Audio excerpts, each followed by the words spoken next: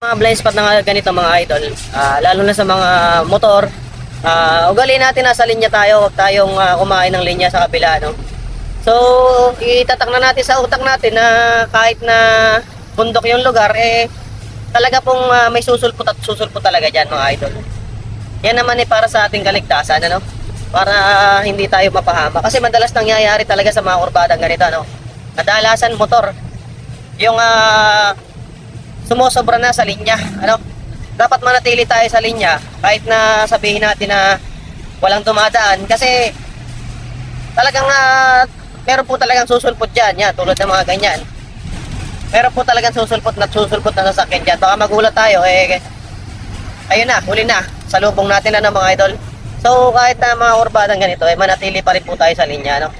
At sa mga kapwa ako naman driver, piliin po natin bumusina. Yan lang po yung ano natin dyan, bumusina po para maging aware din yung mga kasalubong natin na may daraan na mga katulad nating mga truck, ano. So para po makaiwas tayo sa disgrasya, ayan po, tatandaan po natin yung mga blind spot na ganyan, ano po. Mas piliin po natin na nasa linya po tayo. So ayan lang, maraming salamat po sa panonood at sana may natutunan kayo.